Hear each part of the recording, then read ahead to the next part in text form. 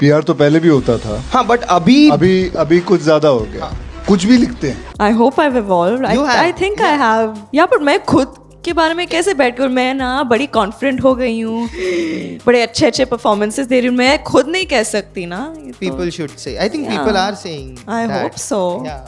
No, they are.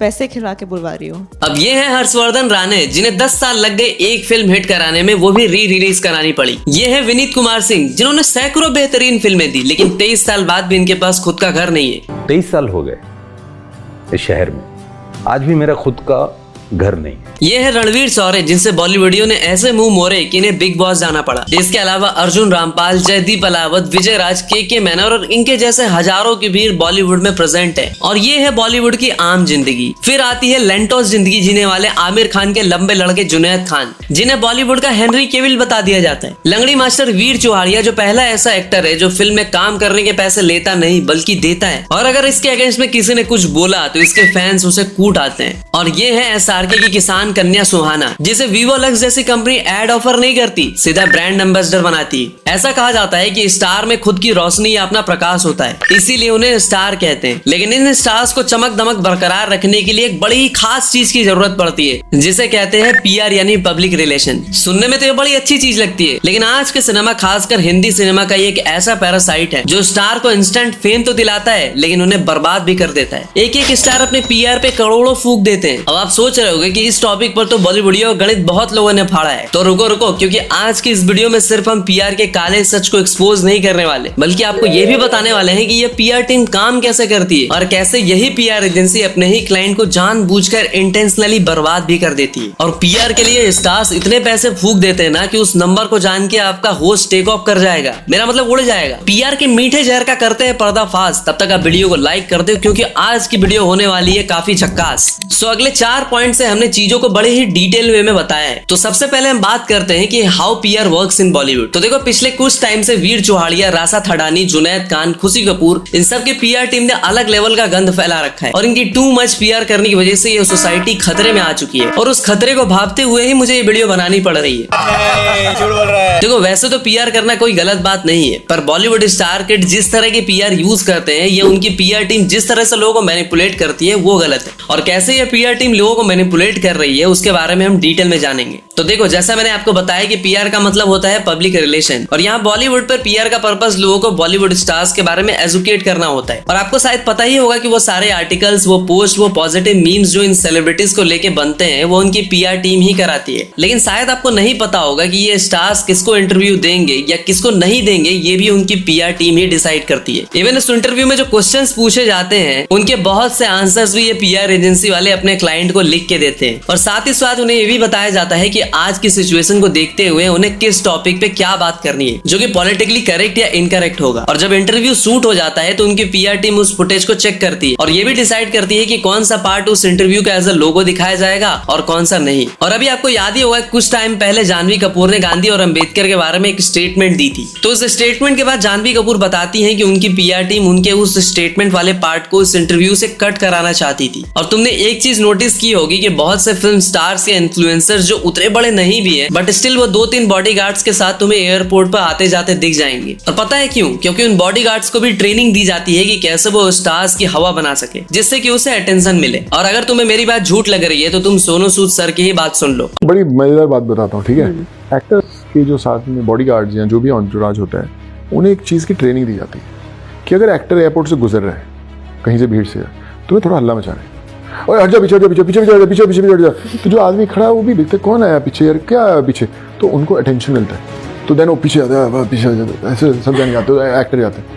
आप उसी actor को अकेले भेज दो भीड़ के अंदर, कोई नहीं पूछेगा, चुपचाप निकल जाएगा। लेकिन जब आप धक्का मुक्की करते हो, पीछे पीछे पीछे पीछे पीछे, कोई नहीं है भैया, कोई नहीं आ रहा। और इससे भी ज्यादा शॉकिंग बात बताऊं, और बॉलीवुड स्टार्स के फैंस जो तुम सोशल मीडिया पे देखते हो ना, वो भी फेक होते हैं। जब भी इन स्टार्स की मूवीज रिलीज होने वाली होती है, तो उनकी पीआर टीम ऐसे फेक अकाउंट्स क्रिएट करती है। और अगर अभी तुम ट्विटर पे जाके वीर चौहाड़िया सर्च करोगे, तो तुम्हें उसके दुनिया भर के फैन अकाउंट्स मिलेंगे, जो कि सरासर फेक अकाउंट्स हैं। और ऐसे बॉट या फैन अकाउंट्स इसीलिए क्रिएट किए जाते हैं ताकि लोगों को लगे कि ये नल्ला वीर चौहाड़िया एक जीनियस स्टार है। तो देखो, अब तक जो मैंने आपको बताया वो उनकी फेक और पैथेटिक लाइफ का एक छोटा सा नमूना था। तो अब उनकी फेक लाइफ का मैं तुम्हें एक बड़ा सा नमूना बताता हूँ, और वो बड़ा नमूना बताने से पहले तुमसे एक क्वेश्चन पूछना चाहूंगा कि अगर कोई फिल्म की नेट कलेक्शन अपने बजट से कम होती है तो क्या वो फिल्म हिट मानी जाएगी? Good question, you are a good question. So I believe कि आपका आंसर होगा नो। लेकिन अब आपको बड़ी ही इंटरेस्टिंग सी बात बताता हूँ। पिछले कुछ सालों में रिलीज हुई मूवीज लाइक गंगूबाई जिसका बजट 180 करोड़ था और नेट कलेक्शन बस 130 करोड़, ब्रह्मास्त्र जिसका बजट 400 करोड़ था और नेट कलेक्शन बस 250 करोड़, बट फिर भी पीआर की हेल्प से इन मूवीज को हिट डिक्लेयर कर दिया गया। अब बहुत से लोग बोलेंगे कि इनका वर्ल्ड वाइड कलेक्शन काफी अच्छा था, तो मैं उनसे यही कहना चाहूंगा कि अगर वर्ल्ड वाइड कलेक्शन को देखो तो वो काफी ज्यादा लगता है, बट उसमें से अगर एग्जीबिटर शेयर माइनस कर दो तो ये फिल्में अपने बजट के आधे पैसे भी मुश्किल से रिकवर कर पाई थी। मतलब देख रहे हो ना विनोद, पीआर की हेल्प से कैसे फ्लॉप मूवीज को भी हिट बताया जा रहा है। और पीआर से किसी फ्लॉप फिल्म को हिट बताना तो कुछ भी नहीं है। पीआर का सबसे ज्यादा बेनिफिट लोगों को होता है कंट्रोवर्सीज में। जब कोई कंट्रोवर्सी होती है और एक्टर या एक्ट्रेसेस की इमेज खराब होने लगती है तो उस कंट्रोवर्सी से जो डैमेज होता है उसको रिकवर करने के लिए बॉलीवुड स्टार्स पीआर की हेल्प से अपनी इमेज व्हाइट वॉश कराते हैं। और ये सब सुन के तुम्हें लग रहा होगा कि ये बॉलीवुड स्टार्स कैसे पीआर टीम को अपने इशारों पे नचाती है और जो चाहे वो कराती है। बट अगर मैं आपको कहूँ कि होता बिल्कुल इसका उल्टा है। बॉलीवुड स्टार्स नहीं बल्कि वो पीआर टीम बॉलीवुड स्टार्स को अपने इशारों पे नचाती है। और आपको जान के शौक लगेगा कि कुछ पीआर कंपनीज ने तो अपने ही क्लाइंट का करियर भी बर्बाद कर दिया है। और बहुत बार खुद बॉलीवुड स्टार्स भी अपने कॉम्पिटिटर्स का करियर बर्बाद करने का ट्राई करते हैं। और शायद मेरी बातें आपको झूठ लग रही होगी, बट अब जाकर अब इन सब बातों पर डिटेल में बात करते हैं, वो भी प्रूफ के साथ। तो देखो, जब कोई एक्टर किसी पीआर एजेंसी के साथ कॉन्ट्रैक्ट साइन करता है तो उसी मोमेंट उस स्टार के बहुत सारे एनिमीज बनना शुरू हो जाते हैं। इवन वो पीआर कंपनी खुद भी एक पोटेंशियल एनिमी होती है उस स्टार के फ्यूचर के लिए, क्योंकि अगर उस पीआर एजेंसी के साथ उस एक्टर का कॉन्ट्रैक्ट बैड नोट पे एंड होता है तो चांसेस काफी ज्यादा होते हैं कि वही पीआर एजेंसी फ्यूचर में उस पर्टिकुलर स्टार की इमेज खराब करने पे तुल जाती है। और ये जो पीआर कंपनीज होती है ना, उनके कॉम्पिटिटर्स भी बहुत होते हैं, इसलिए कई बार एक दूसरे के क्लाइंट के अगेंस्ट ये लोग नेगेटिव पीआर भी करते हैं ताकि उससे उनके क्लाइंट्स की इमेज खराब हो और उस पीआर कंपनी की भी। और ये पीआर वालों के आपस की लड़ाई में पिसते हैं Bollywood stars. But Bollywood stars उतने भोले भाले तो है नहीं, कई बार वो भी अपने कॉम्पिटिटर स्टार को गिराने के लिए ये चीजें इंटेंशनली अपनी पीआर टीम से करवाते हैं। इवन बॉलीवुड स्टार्स को लेके तो ये भी कहा जाता है कि जब कोई बॉलीवुड स्टार की कोई फिल्म फ्लॉप होती है तो उस स्टार के कॉम्पिटिटर में जो स्टार होता है वो उस फिल्म के फ्लॉप होने की खुशी में पार्टी करता है।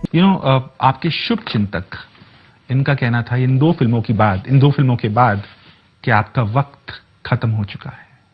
एक्चुअली तरुण साहब, ये ऐसा है कि बड़ी दुख की बात है कि इंडस्ट्री के अंदर ही हमारे ही लोगों में काफी लोग ऐसे हैं जो एक दूसरे से जलते हैं, एक दूसरे की।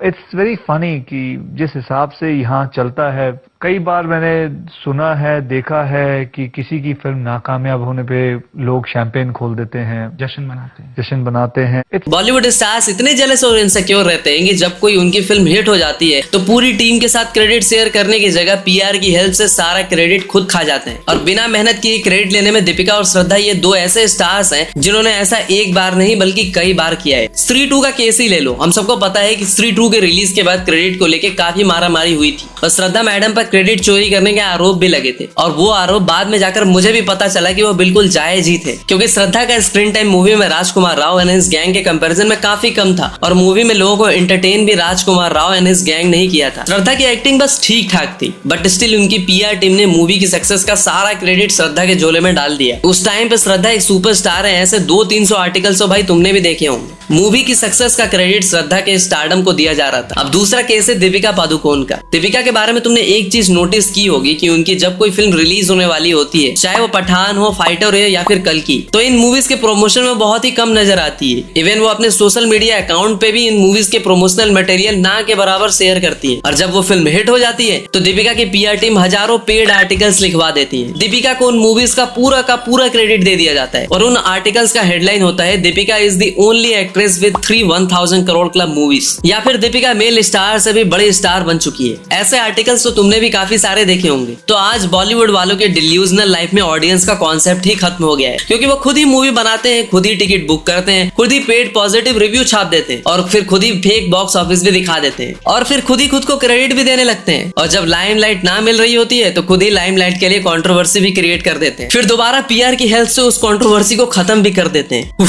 The vicious cycle of PR in Bollywood. तो अब मुझे ये बताओ कि इस पूरे प्रोसेस में ऑडियंस की जरूरत ही बॉलीवुड को क्यों पड़ रही है? मुझे तो नहीं लग रहा है कि कहीं भी इन्हें ऑडियंस की जरूरत भी है। लेकिन क्वेश्चन ये आता है कि आलिया भट्ट जैसी बिग एक्ट्रेस भी पीआर पे इतनी डिपेंडेंट क्यों है, और कार्तिक आर्यन जैसे आउटसाइडर भी पीआर पे इतना डिपेंडेंट क्यों है? और जो नए नमूने आ रहे हैं लाइक वीर चुवाड़िया, उनके पीआर का आतंक तो तुम्हें पता ही होगा। एक जमाने में बिना पीआर के साथ अमिताभ बच्चन ने मेगा स्टारडम हासिल किया था, वहीं आज ऐसा क्या हो गया है कि बड़े बड़े स्टार्स को भी सिर्फ रेलेवेंट रहने के लिए पीआर की जरूरत पड़ रही है? अगले पॉइंट में मुझसे बात करते हैं। तो देखो, पहले के टाइम में स्टार्स काफी कम पीआर करते थे, क्योंकि पहले के टाइम पे बॉलीवुड में ज्यादा कंपटीशन नहीं थी। गिनती के बस 6-7 स्टार्स होते थे, और वो 6-7 स्टार्स से मिलकर पूरे बॉलीवुड पर रूल किया करते थे, और बाकी इंडस्ट्री से इनकी कोई कंपटीशन थी ही नहीं, तो पीआर की कोई खास जरूरत भी नहीं पड़ती थी। बट अभी क्या हो गया ना कि सब चीजें पैन इंडिया लेवल पे चली गई है। हर इंडियन फिल्म इंडस्ट्री में एटलीस्ट 5-6 बड़े स्टार्स हैं, जहाँ पहले बस 5-6 स्टार्स ही होते थे, तो अब टोटल 20-50 स्टार्स हैं। और यूट्यूब के भाई तो अपने अलग अलग स्टार हैं, इंस्टा के भी अपने अलग अलग इन्फ्लुएंसर्स हैं, और ओटीटी के स्टार्स तो अलग रह ही गए। तो इतनी सारी इंडस्ट्री, इतने सारे स्टार्स होने की वजह से कंपटीशन आज के टाइम पर बहुत ज्यादा बढ़ गया है, और अब सुपरस्टार्स बनना तो दूर, लोग रेलेवेंट रहने के लिए स्ट्रगल कर रहे हैं। और इस गला काट, मेरा मतलब कट थ्रोट कंपटीशन में अगर तुम्हें स्टार बनना है या रेलेवेंट रहना है, तो तुम्हें सिर्फ टैलेंटेड होना इनफ नहीं होगा, तुम्हें पीआर की हेल्प भी लेनी पड़ेगी। और जिन्हें लगता है कि टैलेंट के दम पर ही जगह बनाई जा सकती है, तो आपको बताना चाहूंगा कि रणवीर शौर्य जो कि एक बहुत ही टैलेंटेड एक्टर है, बट उनको ना कोई जानता है, ना ही उनको कोई काम मिलता है, कि उनकी हालत इतनी खराब हो गई है कि उन्हें बिग बॉस जैसे घटिया शो पे जाना पड़ता है। और विनीत कुमार सिंह, इनको तुमने मुक्काबाज फिल्म में तो देखा ही होगा, ये बंदा बहुत ही टैलेंटेड एक्टर है, और छावा में जाकर फाइनली इन्हें इतनी अप्रिसिएशन मिली। लेकिन फिर भी अगर किसी से आज पूछ लूंगा कि विनीत कुमार सिंह को जानते हो, तो उनको घंटा कुछ नहीं पता होगा। 23 ईयर्स से बॉलीवुड में घिस रहे विनीत कुमार सिंह कहते हैं कि जब मैं इंडस्ट्री में आया था, तब महेश भट्ट की गोद में आलिया बैठती थी, मैं तब भी स्ट्रगल कर रहा था, मैं आज भी स्ट्रगल कर रहा हूँ। लेकिन अब वो कहते हैं कि छावा के बाद शायद ऑडियंस मेरे से अब नहीं पूछेगी कि मेरा नाम क्या है। लेकिन मेरे पड़ोसी के भटूरे जैसे 4 साल के लड़के को भी पता है कि जानवी कपूर कौन है, और वो लोग आपको जानवी को पसंद करने के 4 रीजन भी बता देंगे। वैसे 4 बड़े बड़े रीजन तो मैं भी जानता हूँ, लेकिन खैर छोड़ो।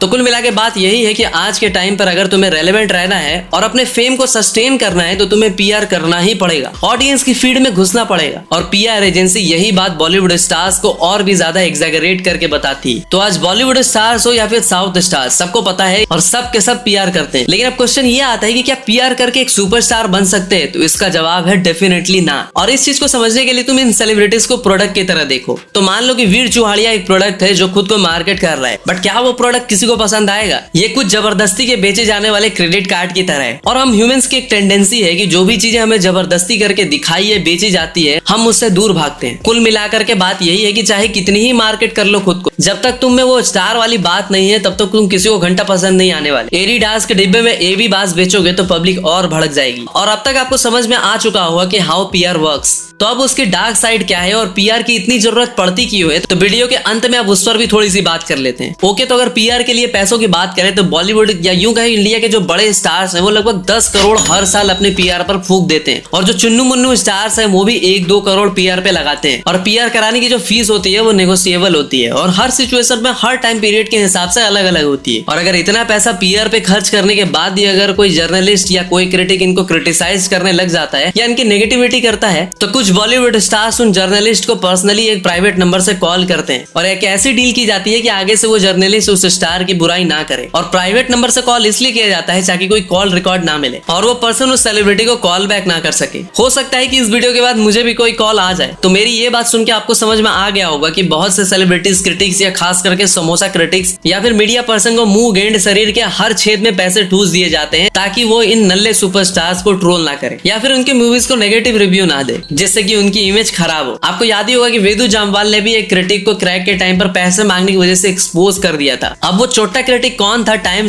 के साथ कमेंट में मेंशन करके बताओ तो जानूं। और ऐसे बहुत सारे केसेस भी देखने को मिलते हैं जब यूट्यूबर्स को उनकी पीआर टीम पॉजिटिव रिव्यू डालने के लिए मोटी रकम देती है। बहुत सारे यूट्यूबर्स पेड रिव्यू भी कर देते हैं, और पीआर अक्सर नंबर ऑफ सब्सक्राइबर्स और व्यूज पे डिपेंड करती है। जनरली ये पीआर टीम 1 मिलियन वाले यूट्यूबर्स को कंसिडर करती है, जिससे वो ज्यादा से ज्यादा लोगों को इन्फ्लुएंस कर सके। लेकिन बहुत से यूट्यूबर्स ऐसे भी हैं जो आज भी ऑनेस्टी के साथ काम करते हैं। तो दोस्तों, वैसे तो अब ये वीडियो यहीं पे खत्म होती है, बट बॉलीवुड स्टार्स की इस फेक लाइफ को लेके जो तुम्हारे ओपिनियन है वो मैं जरूर पढ़ना चाहूंगा। तो वीडियो देखने के साथ साथ थोड़ा कष्ट अपने हाथों को भी दीजिए और कमेंट सेक्शन में बताइए अपने ओपिनियन। और हाँ भाई, सिर्फ 15% ऑडियंस हमें सब्सक्राइब करती है यार, सब्सक्राइब भी कर दिया करो यार। अगर तुम लोग चाहोगे तो एक दिन में 1 मिलियन करा दोगे, लेकिन नहीं, हम तो करेंगे नहीं। तो भाई जल्दी से 1 मिलियन करा दो यार, कि लैडर भाई भी अपना नूरानी चेहरा यूट्यूब पे ला पाए। तो मिलते हैं एक और इंटरेस्टिंग वीडियो के साथ, तब तक के लिए हर हर महादेव।